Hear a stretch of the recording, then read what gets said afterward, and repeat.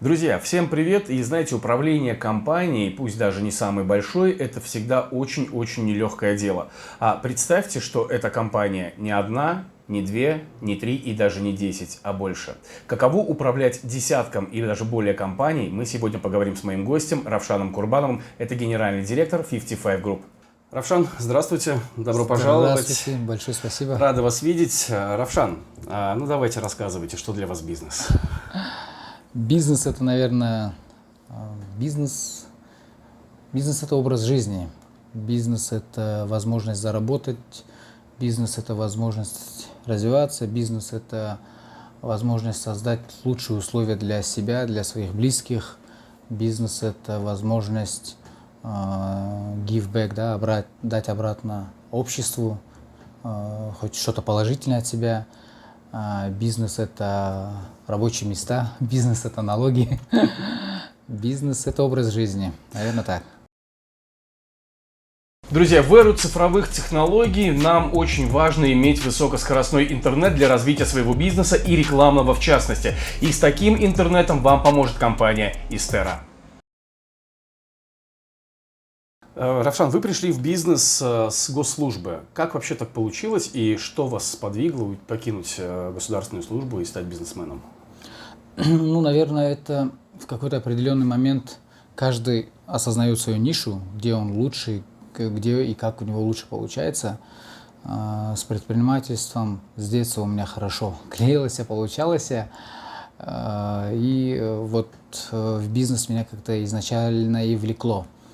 А что касается, что сподвигло, здесь, наверное, также действовали законы рынка. Если бизнесу нужны специалисты, нужны рабочие, да, грубо говоря, то они всегда их везде найдут. Был спрос бизнеса, я, грубо говоря, удовлетворил спрос и перешел. Ну, у вас это здорово получилось, и все мы прекрасно знаем, что 55 Group достаточно успешная бизнес-империя, если позволите так выразиться. В чем успех, на ваш взгляд, 55 Group? В чем успех? Залог успеха не только бизнеса, наверное, залог любого успеха – это человеческий фактор. Люди, команда, сплоченность, объединение вокруг миссии. Наша миссия, кстати, это реализовать себя через бизнес. Наверное, я уверен, что залог успеха, успешности 55 групп – это команда, это наша команда, это профессионалы своего дела, люди, которые любят свою работу, свою сферу. Это желание всегда развивать и развиваться. А второй, наверное, залог успеха 55 групп – это вот в нашем инновационном подходе. Всегда мы стараемся вести бизнес в инновационном русле или в инновационной сфере, находить IT, инновационные решения в вопросах. Вот команда и инновационность – два, наверное, краеугольных камня залога успеха. Вы сейчас сказали, что один из залогов успеха 55 Group – это человеческий фактор. Вы хороший менеджер, как вы считаете? По десятибалльной шкале, наверное, точно больше 5. Наверное, хороший менеджер. Как и любой хороший менеджер, постоянно надо работать над собой, изучать новые методы управления, знать все тренды, которые происходят в бизнесе, в командообразовании, в менеджменте, в новых видах анализов, в новых формах отчетности финансовой, управленческой, любой. То есть, если человек хочет быть хорошим менеджером, хороший плюс, то надо, конечно, постоянно работать над собой. Как и любая другая сфера в 21 веке, если не работаешь над собой, то через неделю, максимум месяц, ты уже не будешь на том уровне, на котором был до этого. Да. Верно. С таким ритмом жизни у вас вообще получается дома побывать хотя бы иногда? Не, конечно. Семья – это на первом месте, на втором месте тоже семья, и только потом все остальное. Это однозначно. Хороший тайм-менеджмент, хороший календарь, гаджеты, все распределяешь, делегируешь, выделяешь время, и все получается. 55 Group позиционирует себя как инвестиционная компания. Давайте, наверное, объясним нашим зрителям, что это значит. Наверное, позвольте скорректировать. Больше мы позиционируем себя не как инвестиционная компания, хотя и занимаемся этими вопросами. Больше мы управляющая компания, занимаемся управлением проектами, которые входят в нашу группу компаний. И, как вы знаете, компании собираются в нескольких формах. Есть холдинги, если это из одной отрасли, есть так называемые корпорации, где дочерние компании, проекты так более или менее из смежных областей. Есть группы компаний. Группа компаний, где абсолютно все отрасли. Мы, наверное, больше группа компаний. И 55 Group – это управляющая компания, которая занимается управлением другими бизнесами, которые входят в нашу группу компаний. Но инвестиции, в частности, инвестиции, также входят. В частности, если говорить о среднесрочном или там, долгосрочном развитии, то мы рано или поздно придем вот к этой инвестиционной модели, когда мы только будем инвестировать и общаться с проектами как инвесторы. Сейчас мы занимаемся инвестициями больше в проекты, которые находятся, скажем, в орбите 55 Group. Ну, а у вас, получается, есть в планах полностью уйти в инвестиции в 55 Group, да?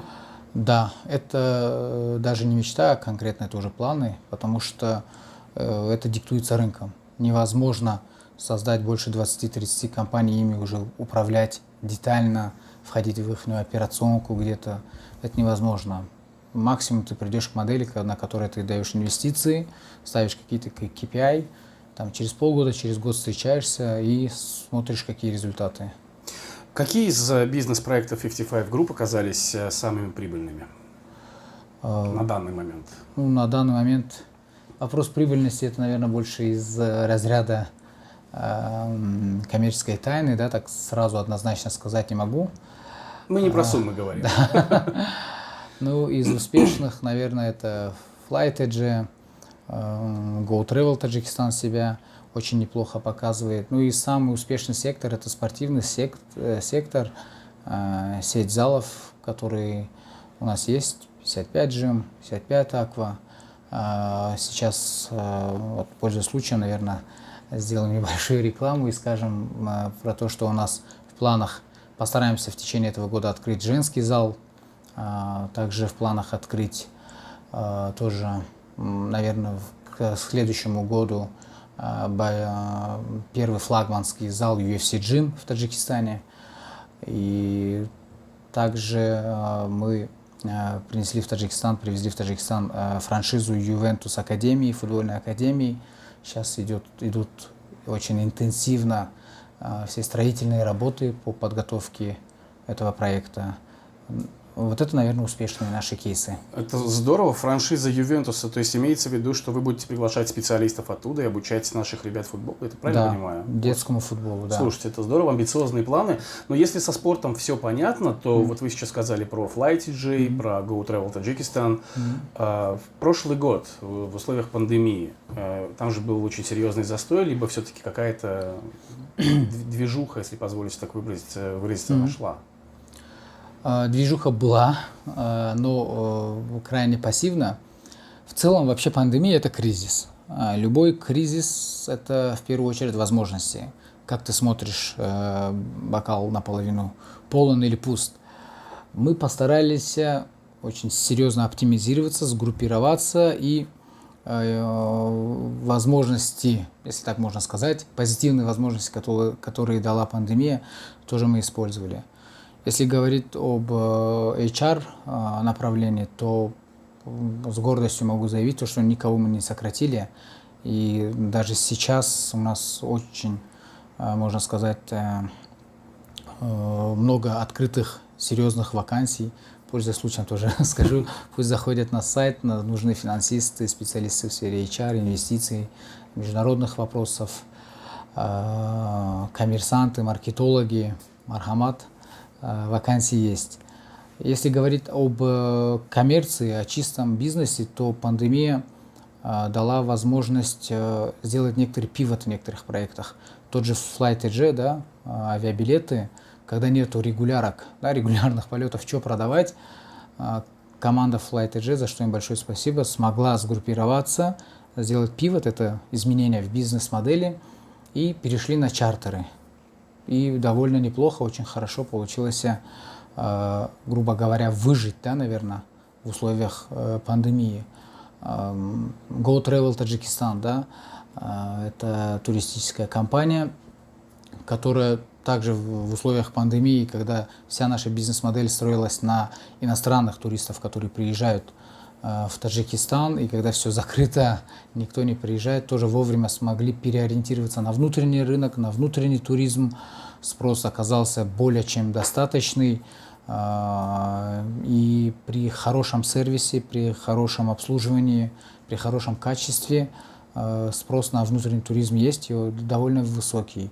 Вот пандемия в плане коммерции тоже позволила тестировать где-то бизнес-модели. С точки зрения в целом управления, пандемия тоже дала возможность в плане озадачить сотрудников. Если здесь и сейчас нету работы, да, в основном все были на удаленке, мы подняли все свои архивы, почту, все протоколы собраний за последние 3-4 года и все задачи, которые когда-то не решались, да, из разряда задач, которые были на долгий ящик, да, такие long-term задачи, мы это все вытащили, чтобы став, команда не сидела без работы, мы начали решать эти вопросы. С финансовой точки зрения это возможность оптимизировать любой кризис, даже пандемия, оптимизация многих расходов. Пока бизнес не идет, мы занялись ремонтом, основными средствами. Ниоткуда без добра, да. Так что пандемия, как и любой кризис, дала нам возможность один раз посмотреть на все наши бизнес-процессы иначе и воспользоваться возможностями, которые дает кризис.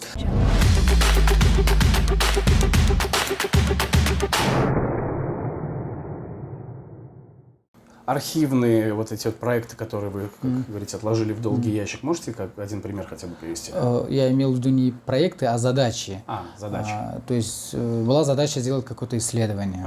Но проект не мог заняться этим, так как каждый день бизнес-процессы. А когда пандемия, нечего делать, давайте, ребята, из долгого ящика вытащим. Да? Равшан, что такое IT-Nova? IT-Nova, в целом любая IT-Nova, это IT-компания, тоже, наверное, стартап. У нас, как я вначале отметил, бизнес-модель строится на инновационных решениях. Тот же спортивный сектор – это не просто там открыть зал, принести оборудование. Это нужно хороший софт, хорошее IT-решение, чтобы управлять залом, генерировать потоки, смотреть за расходами, вход-выход людей, у которых есть абонементы, гостей в зал. Так вот, у нас очень серьезный спрос на IT-решения внутри группы. И каждый раз мы пользовались аутсорс-решениями, и в какой-то момент в пандемию поняли то, что почему бы нам самим не иметь IT-компанию, которая решала бы наши IT-вопросы и параллельно развивалась бы и принимала бы какие-нибудь внешние заказы, внешние, то есть вне 55 групп. И таким образом у нас сейчас есть команда программистов и проект IT-Nova. А сейчас есть внешние заказы или пока вы работаете только на группу? В основном на группу. В основном на группу. Колл-центр. Давайте о нем поговорим. Вообще, во-первых, разъясним, что за колл-центр такой. Все мы о нем слышали, но мало кто о нем знает, что это. Да, компания Call Service – это тоже стартап, относительно молодой. Ему уже почти 2 года. Колл-центр – это просто колл-сервис, там услуги телефонных звонков входящих и исходящих. Есть очень много компаний, и практически у всех компаний сейчас есть определенные номера, на которые ты можешь позвонить, сделать заказ, обратную связь дать, просто пообщаться, решить какой-то свой вопрос. Но не каждой компании выгодно содержать для колл-сервиса отдельный штат. Это специалисты, их надо готовить. Кроме вот этого софт-компонента, да, работать с людьми, их готовить, обучать, есть еще хард-компонент, это оборудование, это те же IP-телефония, это запись, это CRM. И многим компаниям намного выгодней содержать свои колл-сервисы на аутсорсе. И рынок колл-сервисов в Таджикистане не высококонкурентны на данный период, и мы смогли занять свою нишу. Сейчас занимаемся вот этими услугами в сфере телефонных звонков, внешних и входящих. Помимо колл-сервиса у вас еще есть охранное агентство, Пахлавон называется. Кто у вас клиенты? Ну, кто клиенты у Пахлавон, наверное, сам Пахлавон знает, но везде их охранников уже можно видеть. Охранное агентство Пахлавон — это больше не о физической охране, это больше об инновационной охране, об инновационных инструментах обеспечения безопасности. Что это значит? Это не просто там охранник, который стоит у двери и охраняет. Это датчики, это сигнализация, это пульты охраны, это камеры видеонаблюдения, это мониторинговый центр, который смотрит за этими камерами, делает выводы, статистику, аналитику. Это единый экстренный номер, на который там, если вам нужна эта услуга, на которую сотрудники той или иной компании могут позвонить и быстро, оперативно решить, если человек попал в какую-то ситуацию.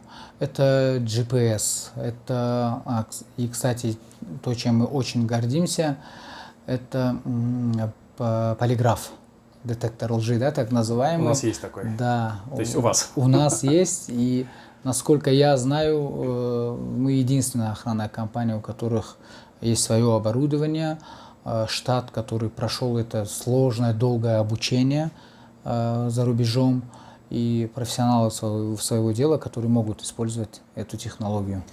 Сколькими компаниями вы сейчас управляете? У нас более 10 проектов. Количество проектов всегда динамично, так как... Плюс-минус около 10. Больше 10. Больше 10. Да, да. Смотрите, многие молодые предприниматели, когда начинают свою деятельность, им очень сложно разобраться, что к чему вот в одном бизнесе. Насколько легко или сложно управлять 10 и даже более проектами? Действительно, сложность есть, конечно, так как это большой штат людей. Люди, сотрудники, каждый человек, своя душа, свои нюансы, да? Каждому надо находить индивидуальный подход. Это большой поток информации, это большой поток процессов, это большой поток проблем. Управлять действительно сложно, но когда ты используешь инновационные методы, если у нас есть своя программа планирования, где внесены все задачи с KPI, со сроками, с ответственными, и программа постоянно оповещает и говорит, когда какая задача должна быть сделана. То есть вот это уже помогает управлять бизнесом.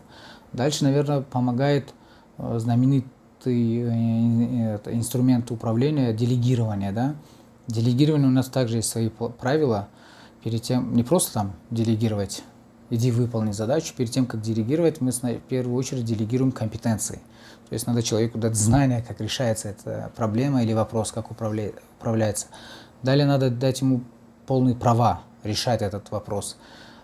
А то, как у нас бывает, иди реши, но он до конца не может решить, потому что все равно должен прийти кто-то другой. Надо дать права принимать решения, а после того, как ты дал компетенцию, права, ты вместе с этим даешь ответственность за принятые решения. То есть делегирование тоже помогает управлять бизнес-процессами. У нас также очень эффективно используется инструмент синергии. Синергия — это когда эффект прибыли, да, или одной компании должна распространяться на все другие компании. Там, грубо говоря, 1 плюс 1 это 2, а в синергии 1 плюс 1 должно дать 11. И синергия также помогает управлять многими проектами, многими процессами. Ну, вот как-то так, наверное. Есть такое выражение: если хочешь сделать что-то хорошо, сделай это сам. Вы придерживаетесь этой позиции? Наверное, эта пословица, она уже стала таким архаизмом, да? Абсолютно неактуальная позиция в современном менеджменте, это однозначно. Потому что каждое дело должен делать профессионал. Если ты управленец, надо быть управленцем. Если ты айтишник, надо быть айтишником. Не надо бояться делегировать. Я более того, можно контрфразу сказать, то что любое дело можно сделать лучше. Кстати, это фраза Форда. Любое, там как-то звучало, любое решение, любое дело можно всегда сделать лучше. Даже если ты считаешь, что лучше меня никто не сделает, лучше я это сам сделаю и не буду делегировать, то даже лучше тебя кто-то найдется и сделает. Вы, получается, полностью доверяете своим подчиненным? Однозначно, однозначно. Ну, это здорово, особенно вот этот момент, когда вы даете полномочия для принятия решений, то есть понятно, что человек должен сам потом нести за это ответственность, это очень-очень здорово. Но, Равшан, какой момент в вашей карьере за всю историю бизнесмена вы можете назвать самым провальным? Опа. Самым провальным. Да, сложный вопрос. Ну, знаете, просто обычно люди, когда говорят о бизнесе, бизнесмены в частности, говорят, ведь я добился там того-то, условно говоря, там я за год заработал $1 000 000, и у меня там сейчас есть яхта и дом. Но почему-то люди боятся, бизнесмены, я имею в виду, боятся говорить о своих провалах. Вот поэтому расскажите, пожалуйста. У меня больше менеджерские функции, да, если говорить о провале в менеджменте, то они, конечно же, были, наверное, наиболее такой ярко запоминающийся, это то, что переход на автоматизацию, на IT-изацию, мы об этом, я лично сам думал намного раньше, и можно было принять решение о быстром переходе на автоматизацию, на инновационный бизнес еще намного раньше. Но вот это недоверие, а стоит ли верить инновациям, притормозило, наверное, принятие этого решения. Если бы это было бы раньше, то сейчас успех был бы больше и лучше. То есть самый ваш основной провал в менеджменте – это просто упущенное время? Упущенная возможность, не проявление смелости, решительности тогда, когда надо было это проявить. Вот так можно сказать. Теперь вы не такой? Нет, сейчас, надеюсь, не такой.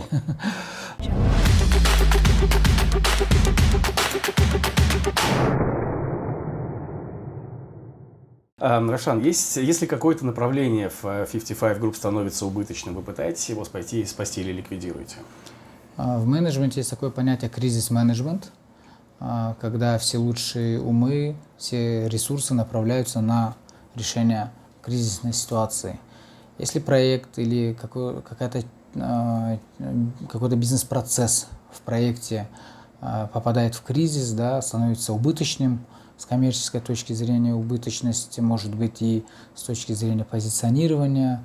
В целом, когда они попадают в эту ситуацию, мы включаем инструменты кризис-менеджмента, это целый набор инструментов, регламентов, положений, как решаются. То есть в первую очередь мы пытаемся реанимировать. Если не получается, раньше было такое, когда не хватает смелости признать то, что вот это провально, вот это неправильное решение, все надо зафиксировать убыток. Ничего страшного, в бизнесе всегда такое, не всегда прибыль фиксируешь, а убытки тоже надо фиксировать. Сейчас у нас с этим намного легче. Если мы уже видим то, что проект убыточным, мы внедряем сначала инструменты кризис-менеджмента. Если даже это не помогает, то сразу фиксируем и закрываемся. И можете пример привести последнее, что вы закрыли? Ну, можно сказать, вы, наверное, слышали, был проект такой Happy Smile. Это бургерная. Мы поняли то, что вот в хорике, в ресторанном бизнесе очень много нюансов, и к этому надо заходить или на долгосрочной основе, или сетью. То есть одной-двумя точками это было такое тестовое решение. В какой-то момент мы поняли то, что убытков будет больше. Это не тот сегмент, где мы хороши. Зафиксировали убыток и закрыли проект. И больше не планируете в питании идти, да? Нет, мы участвуем в питании. Спортбар из Техлол, дистрибьюторская компания ВОСИД, кафешки в разных заведениях, в том числе спортивных заведениях. Мы присутствуем в этом рынке, а вот именно фастфуд, да, уличный фастфуд, на тот период это была не наша ниша. Сейчас мы присматриваемся, но пока не принимаем решения. Равшан, в одном из интервью вы сказали, что верите, что стартапы станут важным элементом скачкообразного развития нашей экономики. Вот с момента того интервью прошло уже несколько лет. Почему, на ваш взгляд, этот прогноз, к сожалению, так и не сбылся? Я думаю, что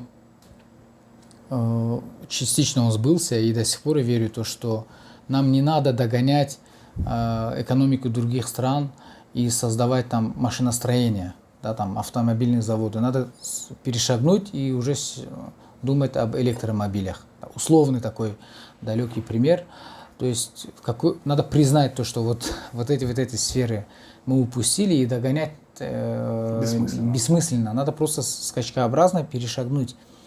Эта модель скачкообразного развития очень эффективно используется во многих экономиках Юго-Восточной Азии. Китай, Индонезия, Малайзия. А к нам она применима? К нам она применима, и, наверное, это один из единственных выходов. Человеческий потенциал и скачкообразное развитие экономики. Если прошло 2 года с этого тезиса, то посмотреть, что было 2 года назад и сейчас, то именно вот этот скачок в e-commerce, сейчас очень много мобильных кошельков, чего не было 2-3 года назад.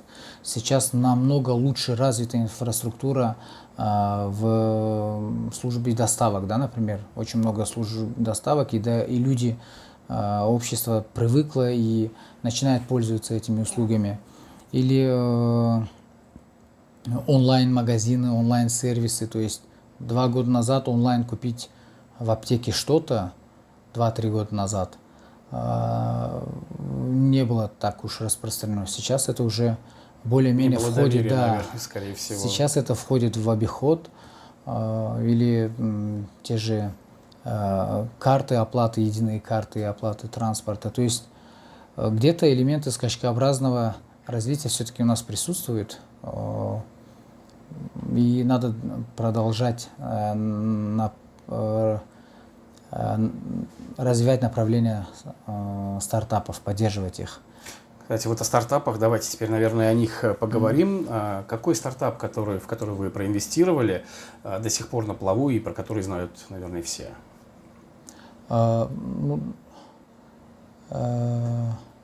Наверное, это FlightEdge, программа, софт-решение. Это не просто там авиакасса, где продаются билеты, это больше софт-решение, интеграция с программами продажи билетов авиакомпаний. На плаву о нем многие знают, насколько я осведомлен. И проект, которым можно гордиться, он расширяется, масштабируется в Узбекистане, в России. И дальше планы развития все больше и больше.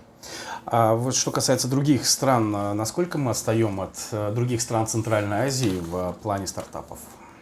Если говорить об вот этой инновационном предпринимательстве, о среде стартапов, 16, 17, 18 года мы даже, наверное, были впереди стран региона в этом плане. Сейчас мы, наверное, наравне с ними, но не хуже. Да, не хуже. Это очень здорово. Как вы думаете, да? У нас есть человеческий потенциал в стартапах. То есть у нас, если даже и нет инновационного решения вот в этом стартапе, но команды намного лучше и круче. Там в Казахстане, наверное, есть хорошее законодательство и доступ к венчурным инвестициям. В Кыргызстане, наверное, хороший опыт стартапов в IT-сфере. В Узбекистане сейчас наблюдается очень серьезный, быстрый темп развития законодательства и инфраструктуры, то есть акселераторы, инкубаторы, IT-парки. У каждой страны своя специфика, каждый лидер в чем-то. Мы больше лидеры в человеческом потенциале, в креативности, в людях. То есть кадры у нас намного лучше. Сугубо личное мнение. Если, допустим, команда собирается и представляет вам какой-то стартап, вы говорите, ну, стартап не очень, но вы, ребята, классные. Да. Что вы дальше делаете с этими людьми? Вы их привлекаете в качестве работников или что с ними происходит? Любая питч-сессия, да, на которой стартаперы выступают и хотят найти инвестиции, в Таджикистане обычно заканчивается или подарками, или трудоустройством. Сейчас у нас редко случается, когда на питч-сессиях стартапер находит инвестиции. У нас с этим до сих пор сложность есть, доступ к инвестициям, к венчурным инвестициям.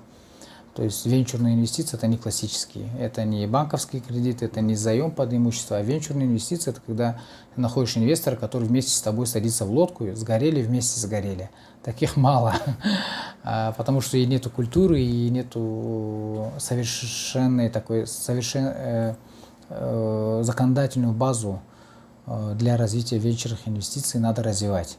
К сожалению, этого пока нету. Что касается стартаперов, если идея так себе, а команда крутая, конечно, мы предлагаем варианты трудоустройства. Или, более того, мы говорим: ребята, вы отличная команда, идея у вас хорошая для вас, но мы не готовы туда инвестировать. Вот наша идея.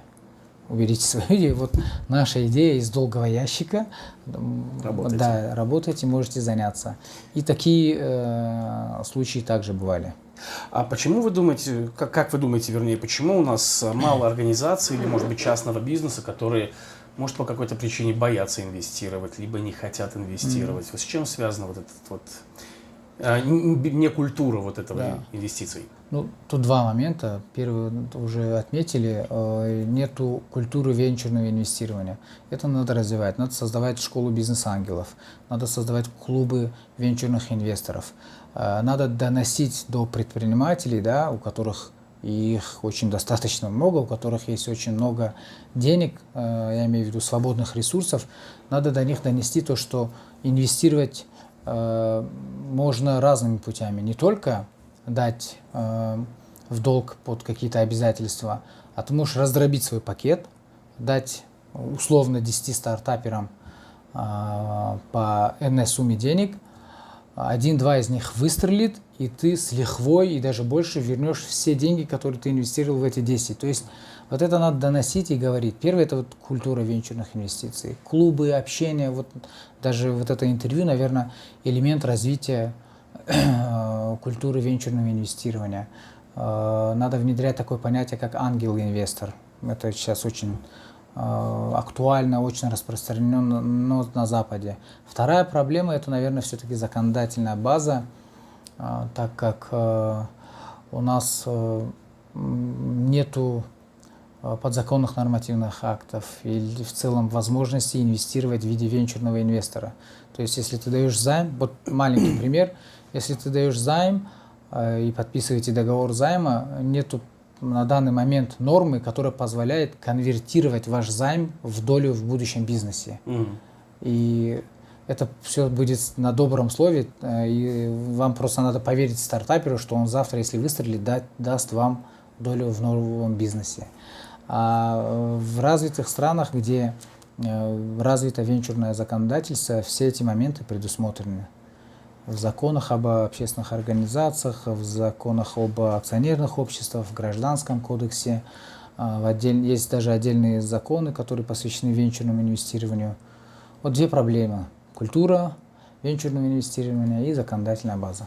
Мы придем когда-нибудь к этому? Мы к этому идем.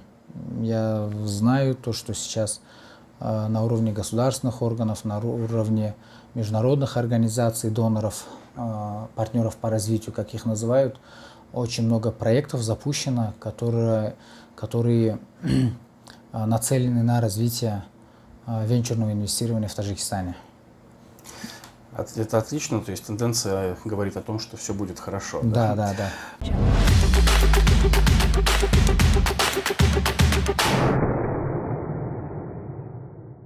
Равшан, есть такой термин, он звучит как непотизм, вы с ним знакомы, это когда кто-то занимает какую-то руководящую должность и, соответственно, потом начинает принимать на работу своих племянников, дядей, бабушек, дедушек, соседей.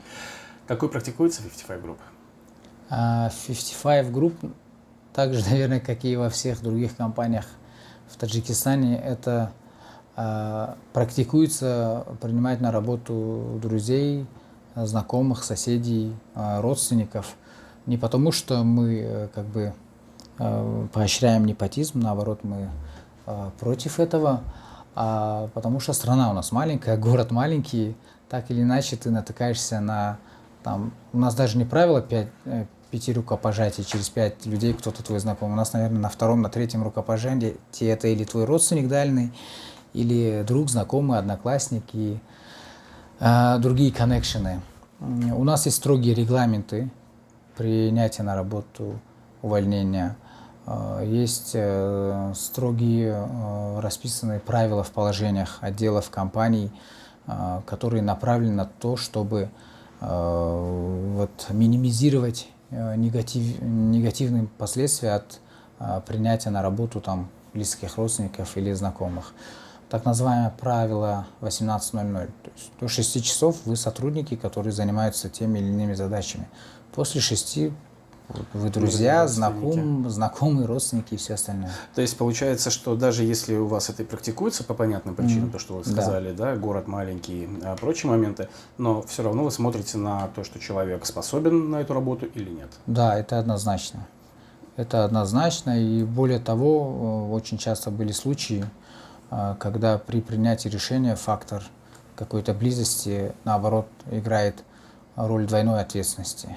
Там, где можно человека простить, а если это знакомый или там другие какие-то отношения имеют с сотрудником, то вплоть там, до строгих мер принимаются. Вам вставляют палки в колеса в развитии бизнеса? В развитии бизнеса, в работе я бы переформулировал, наверное, этот тезис. Да, бывает, конечно, но это не палки в колеса, это когда нам указывают на наши ошибки, на наши недостатки. Наверное, надо больше позитивно смотреть на это. Каждая палка в колеса – это возможность увильнуть, выбрать другой путь, поставить диски, в которых сама палка сломается. В общем, как-то так, наверное. Равшан, чего в первую очередь стоит опасаться тем, кто только планирует открыть свой бизнес? Если говорить сугубо профессионально,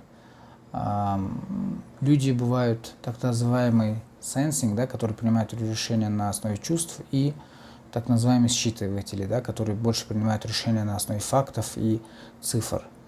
Так вот, развивать бизнес чувствительные люди больше приспособлены. Но именно дать старт, начало, здесь надо больше принимать решения на основе фактов и цифр. То есть математика и только математика. Надо дружить с калькулятором, и перед тем, как стартануть какой-то бизнес, очень внимательно отключить все свои чувства, желания, мечта. Я мечтал открыть этот бизнес, надо это все отключить. Просто поставить лист бумаги или Excel-файл, калькулятор и внимательно все посчитать. Просчитать все риски. Просчитать все риски, математику, финансы, расходы, приблизительная прибыль, реалистично заложить расходы на риски и все остальное. То есть для начала все-таки надо быть таким человеком с холодной головой, который дружит с математикой. Ну, наверное, вы уже ответили на этот вопрос, но все же я его еще раз задам. Один главный совет человеку, который хочет стать таким же успешным бизнесменом, как вы. Один. Ну, спасибо, что назвали меня успешным предпринимателем. Успешный управленец, наверное, да. Один совет. Советов много. Развиваться, работать над собой. Но если говорить об одном идеальном, то не надо бояться признавать своих ошибок. Признание ошибок – это возможность найти другой путь. Признание ошибок – это возможность смотреть на ситуацию с другой стороны. Признание ошибки – это возможность, серьезная возможность минимизировать риски, которые дальше больше могут наступить. Так что, наверное, совет – это быть честным с собой и признавать свои ошибки. Спасибо большое. Равшан, во что бы вы вложили $1 миллион и в какой стране? Вложил бы точно в Таджикистане.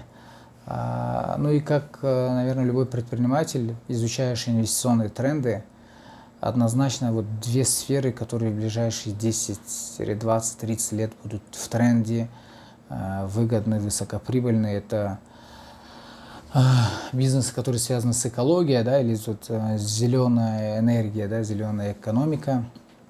В этот сектор. И второе – это sport and health. В ближайшие 30 лет проблемы с экологией будут все больше увеличиваться. ситуация будет усугубляться, и любое бизнес-решение, которое минимизирует последствия экологических кризисов, коллапсов, будут востребованы. И второе, в ближайшие 20-30 лет, сугубо личное мнение, вопросы здоровья, здорового образа жизни, медицинское обеспечение здоровья также будут в приоритете, и вкладывать вот в это направление health, да, здоровья, здорового образа жизни также будет выгодно. И если есть у кого-то 1 миллион, то, наверное, надо инвестировать вот в эти две сферы. Ну что ж, я думаю, вам стоит прислушаться, потому что успешный управленец рекомендует именно в эти сферы вложить деньги. Равшан, у нас есть такая небольшая рубрика, называется она «Ни в коем случае». Буквально один коротенький вопрос. Чего ни в коем случае нельзя делать в управлении большой компанией? Ни в коем случае нельзя принимать поспешных решений.